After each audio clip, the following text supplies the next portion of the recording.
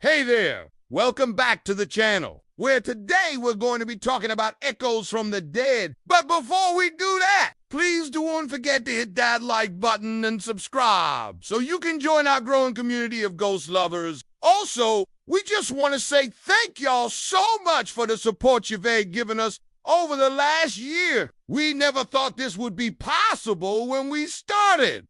And we're so glad you love these videos as much as we love making them for you. Anyway, let's get into it. Today, we are looking at the history of one of the most famous haunted houses in the world. Allegedly, the Amityville Horror House is probably one of the most well-known haunted houses in the entire world. And it's not hard to see why. The story of what happened here is so crazy it sounds made up. It's no surprise that people still visit the house in hopes of seeing or hearing something paranormal. In fact, it was said that even after years of being sold, the new owners had to put up signs asking people not to trespass onto their property in hopes of glimpsing the supernatural.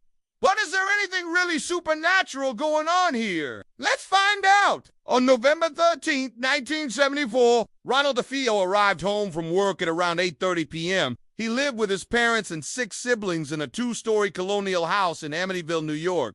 When he arrived home, he noticed that the front door was open. This was strange because his father always made sure to lock it before leaving the house. As he walked inside, he noticed that the family dog was lying in the middle of the floor in the living room, and it was acting like its usual friendly self.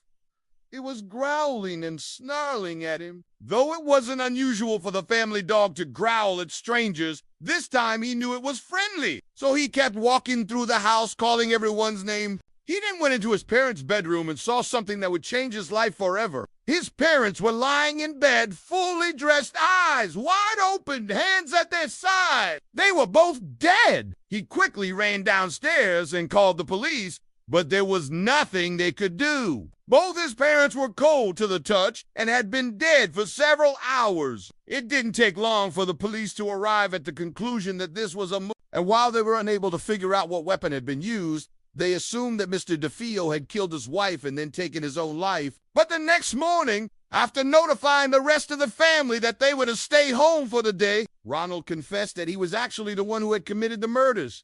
That's right. When the police came to question him again, he told them that he had shot his father, mother, and all 6 of his siblings in cold blood. Police returned to the house and searched every inch of it, but they couldn't find any evidence that a weapon had been used. There was no gun, no knives, and no blood. To make things even stranger, each sibling was found exactly how the police had expected. John lay face down in his bed as if he had been shot while sleeping. Dawn was found in a room with her mouth wide open, frozen in a scream, as if she had been shot while talking on the phone.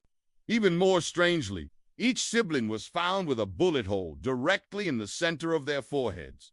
All except for one. While investigating, police found that Mary, Ronald's older sister, had been shot in the side of the head. The only witness to the crime was Ronald, who gave an explanation that changed over the course of a few days. First, he told police that he had woken up early that morning and felt compelled to kill his family. He told them that he had gone to the basement to get his father's guns, which was stored in a locked cabinet. When asked how he got into the cabinet, Ronald said that he simply opened it without any trouble. But later, when asked again how he got into the cabinet, Ronald said that he broke the lock and was able to get inside. At first, he claimed to have acted alone, but then told investigators that his brother, David, had helped them carry out the killings. However, during his trial, he recanted this statement and stuck to his original story, claiming he acted alone. Despite the lack of physical evidence and inconsistencies in Ronald's story, he was found guilty and sentenced to 6 consecutive prison terms of 25 years each.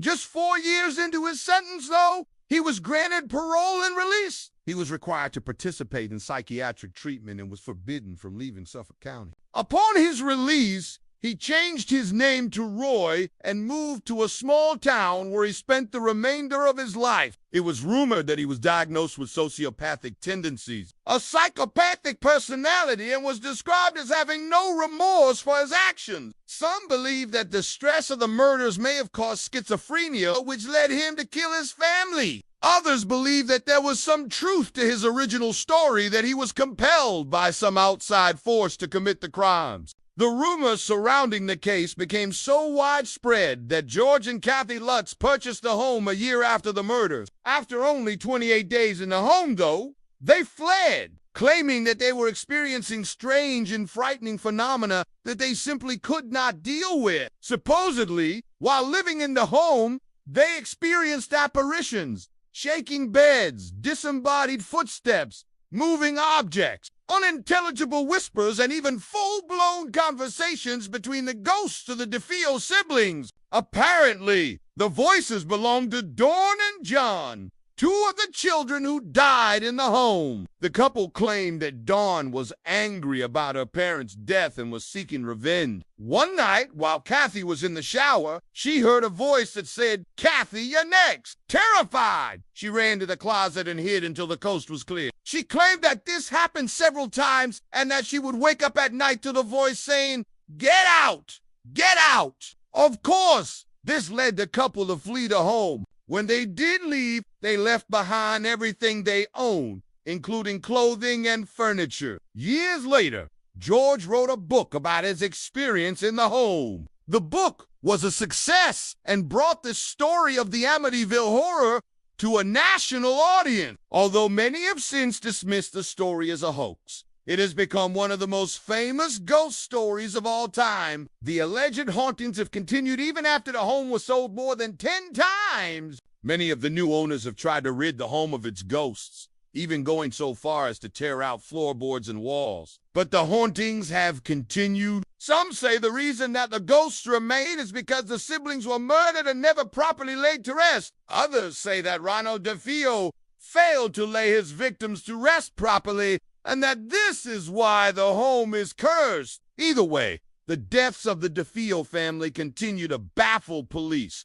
investigators, and civilians alike. And people continue to flock to the house to try and catch a glimpse of the ghosts that may or may not live inside. If you're ever near the area, go check out the house and let us know what you think. Is it really haunted, or is this just a story to bring in tourists? Let us know your thoughts down below. And while you're at it, don't forget to hit that like button and subscribe so you can join our growing community of ghost lovers. We'd also like to take a moment to say thank you all so much for the support you've been giving us over the last year. We never thought this would be possible when we started, and we so glad you love these videos as much as we love making them for you. Anyway, thanks again for watching. We'll see you next time. Bye!